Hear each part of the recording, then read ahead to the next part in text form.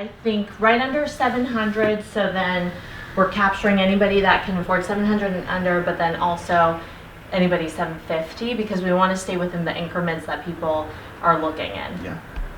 But I think it's great. The kitchen's updated.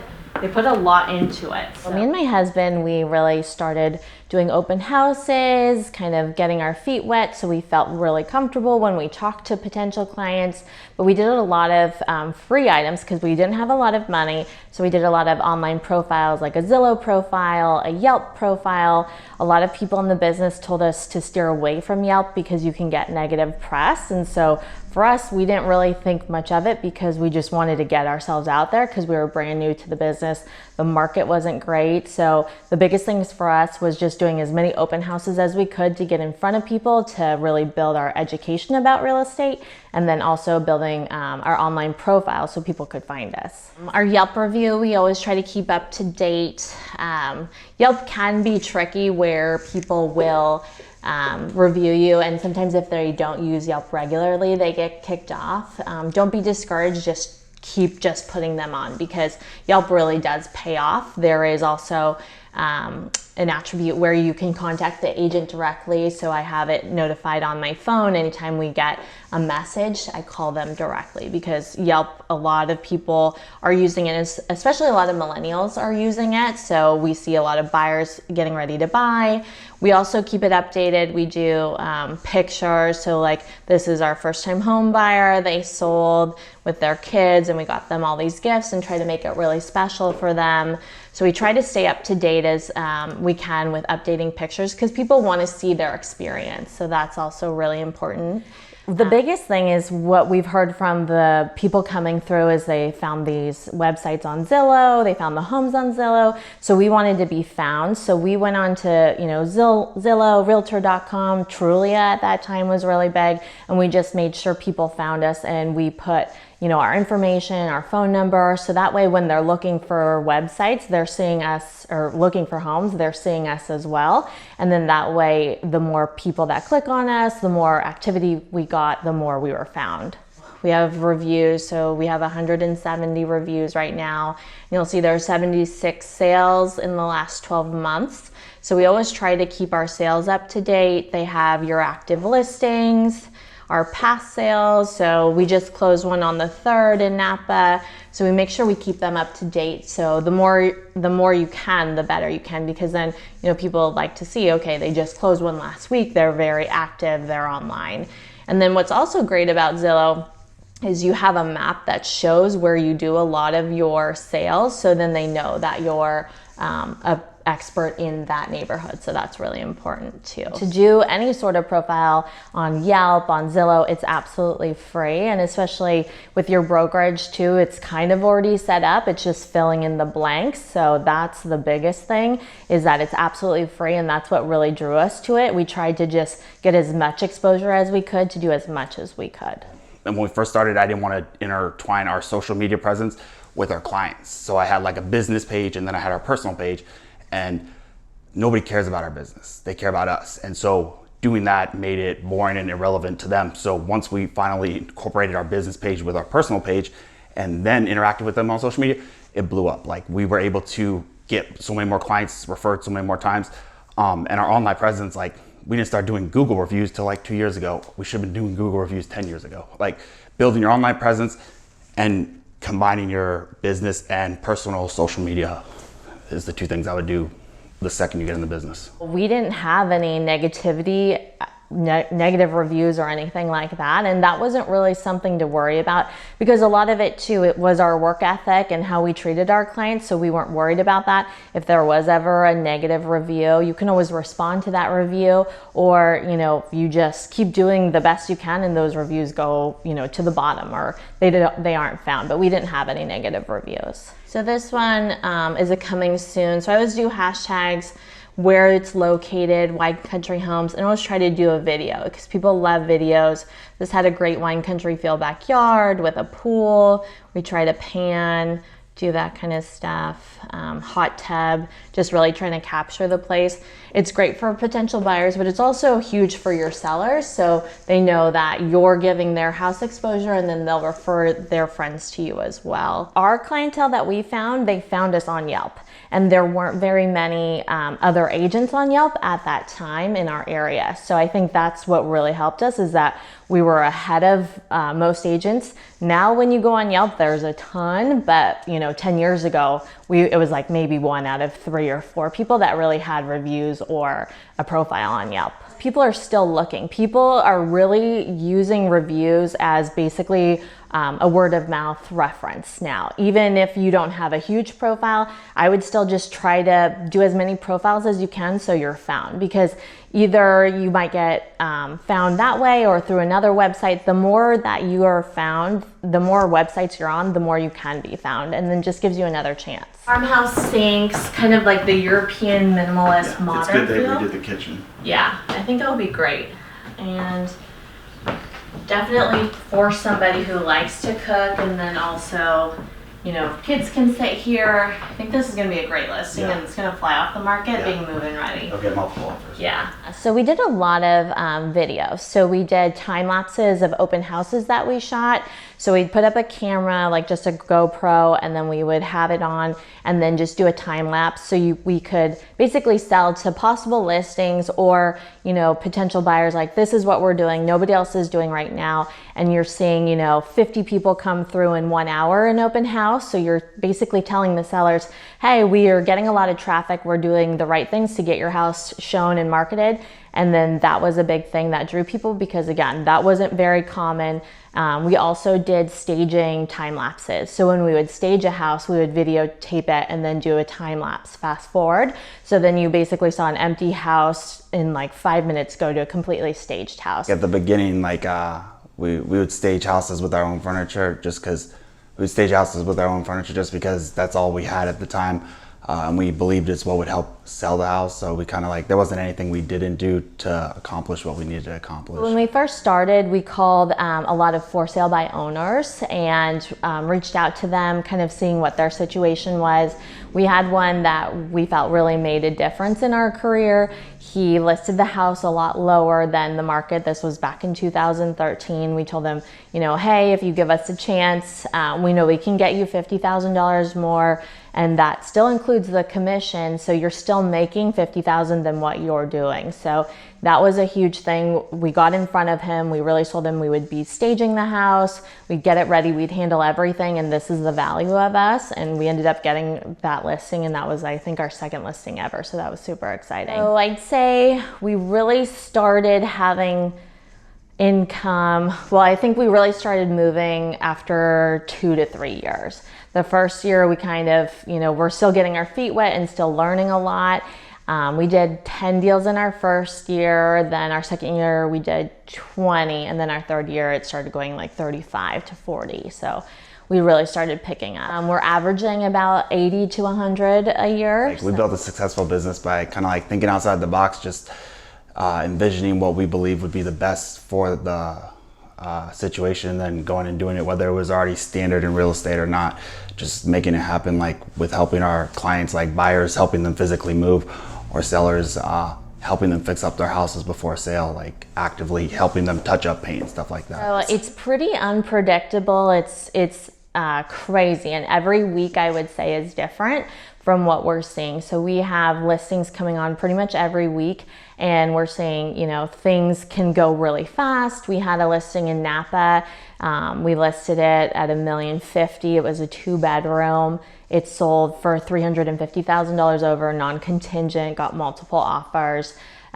We also listed another one here in Santa Rosa. We priced it a little bit high because the seller wanted to list it there. It still went $30,000 over. So it's really, there's not a lot of inventory. We have a lot of people from the South Bay, from the East Bay moving here because they can work from home.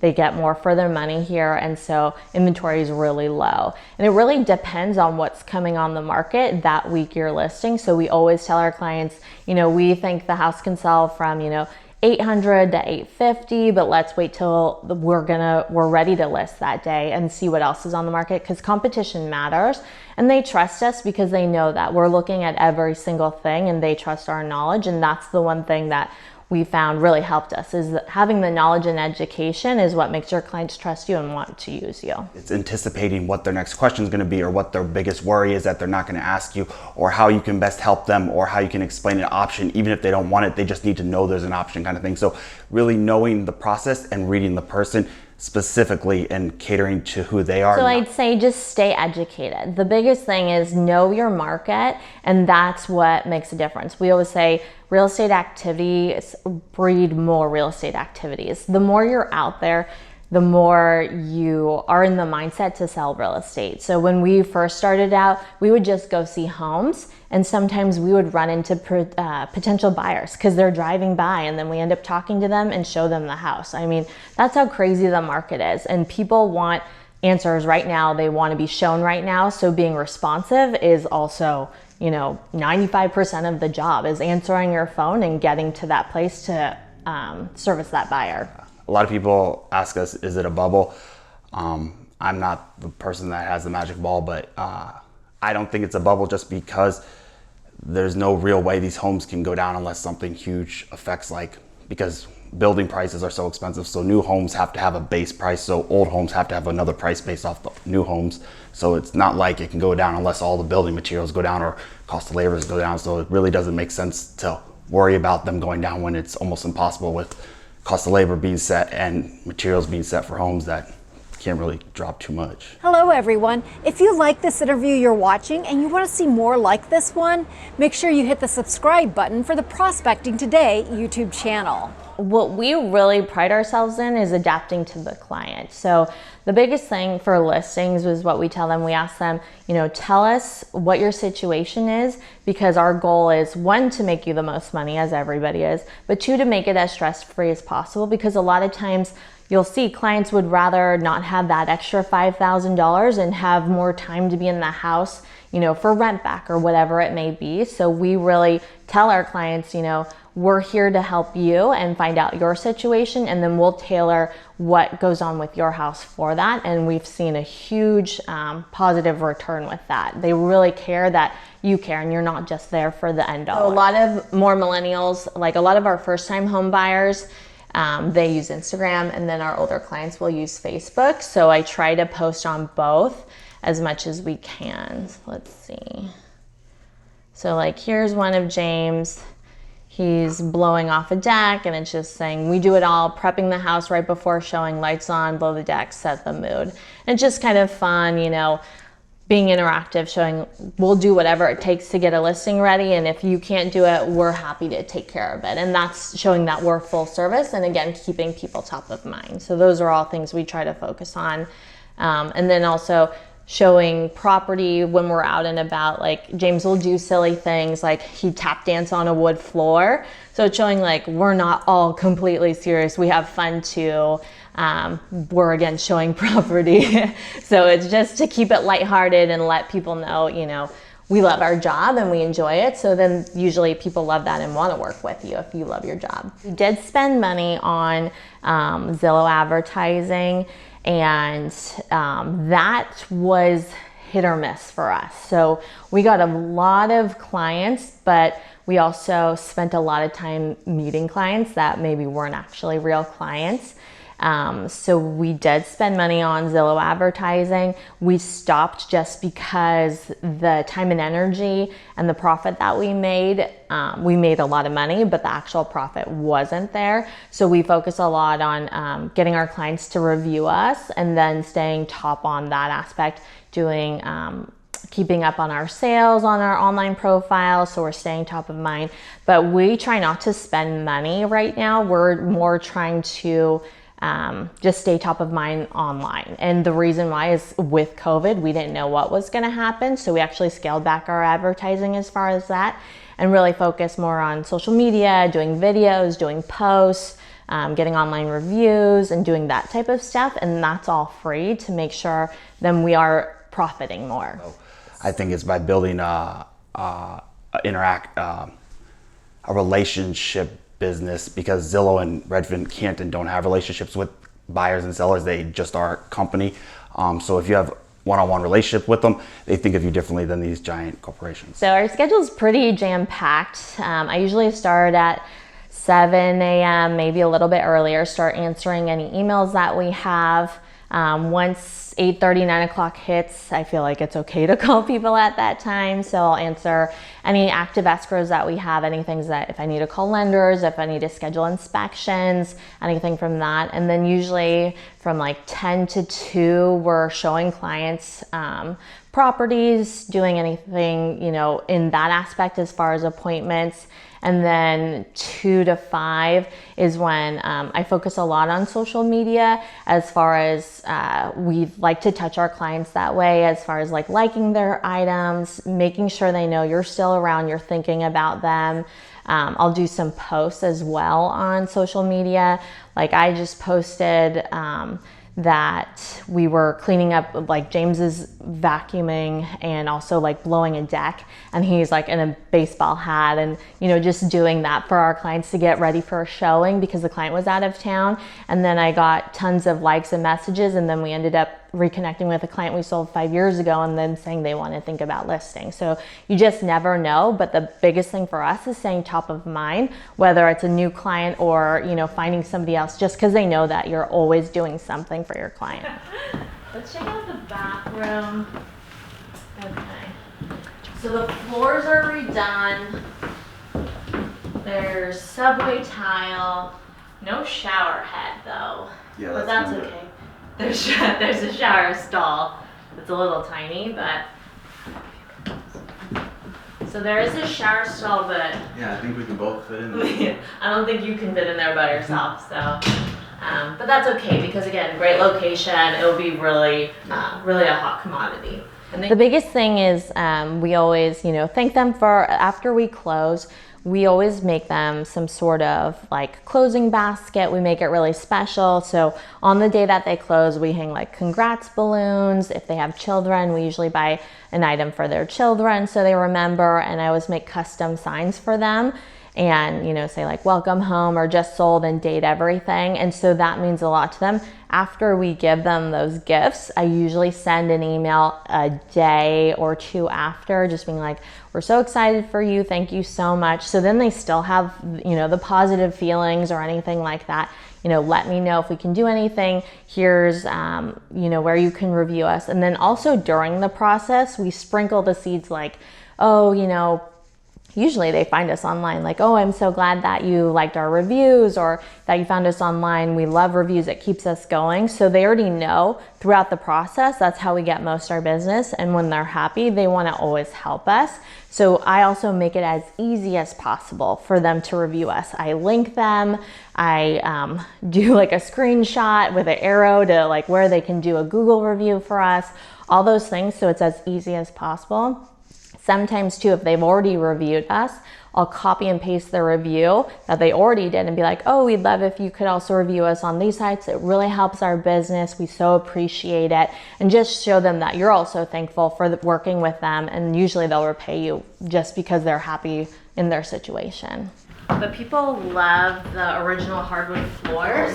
I think that's a great sell. They're in pretty good condition and it's a sizable master for this area. So I think we'll have no problem. We'll get multiple offers. Let's set a review date for a week, and then that way it gives enough time for exposure. Yeah, that sounds good. All right. We've had some difficult clients, I would say, and we had one situation where we suggested they get inspections up front and they were on board, and because of this market's non-contingent offers happen or people sign off on inspections and know, you know, that they won't come back and ask for it. So we really explained to him like that's what the market's doing, you know, it's not always the case, but let's do that. And it was a very stressful situation for my client because it was his mother's house he was selling. They got inspections done and we got a buyer. Everything was going well. The buyer ended up asking for $10,000 back. And he was just so upset. Like he lost his mind. He's like, why did I spend money on these inspections? This was ridiculous. You know, just got very you know, upset at us, like, you're my agents, you're supposed to be doing these things, now I'm losing $10,000. And instead of combating him or being like, well, we told you, like, anything can happen, you know, we didn't say that. We said, you know, we're really sorry this happened. We're happy to, you know, like, credit some of our commission and do that.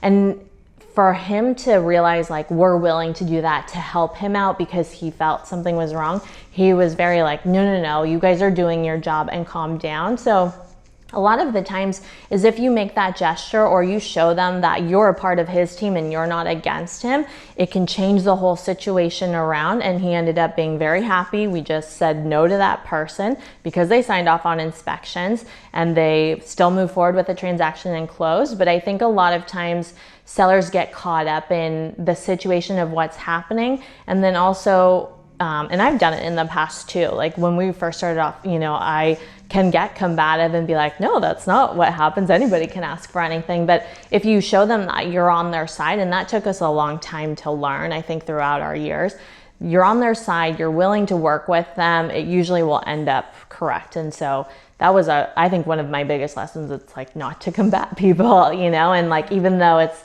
you know, like, okay, this is the way it's supposed to be, they can always ask for something. Your seller doesn't know that, and you need to step in their shoes and, you know, be on their side, essentially. You absolutely have a future in this business as long as you're willing to put in the time and create and develop relationships with clients, or just anybody, because everybody knows somebody that wants to sell. Everybody is eventually going to buy or sell a house, you know. So it's just creating the personal relationship that a company can't. My biggest thing, and I've learned this throughout the years, being able to be mobile. So like having DocuSign on my phone, having zip forms, because, you know, sometimes you have to sign a counter right away, or you need to send a form right away because it's time sensitive within an hour or so. Those are the biggest things. And then also kind of just keeping track of my clients. You know, I always have a checklist of what I need to do, and making sure I go through everything. So I use a lot of Google Calendar, all of that type of stuff. So when we first started, we thought it, like, real estate was like dating. Like, oh, we don't want to look like we're too available, right? Like, we want to know, like, oh, we're actually busy. We can't show you today, but we can show you tomorrow. And again, this was like 2012, 2013. We didn't know what we were doing. And so we're like, okay, we need to be like, and we were also, you know, 23, 24 at that time. So we're like, okay, we don't want to look like we're young and we don't know what we're doing and we're totally available. That is the absolute worst thing to do. It's like, the more you're available, the better it is. Because if, you know, we learned that if they are taking a chance on us, they want full attention. They want to know, like, you know, everything. And then also, it's not like a dating game at all. It's like, answer your phone, say you can show it in 15 minutes, because they appreciate that. They love that you'll drop everything, or that you're willing to spend your time with them. So that was the biggest thing we learned, because we didn't know that right away. Like, even when I have clients call me and I'm with somebody else, if I can, I'll try to text them like, hey, in a meeting, call you back in 5 minutes. The big thing that we saw in our reviews from our clients is that they're like, we know Kimberly and James are very busy, but I always felt like I was their only client because they gave me full attention. And to us, that's a huge compliment.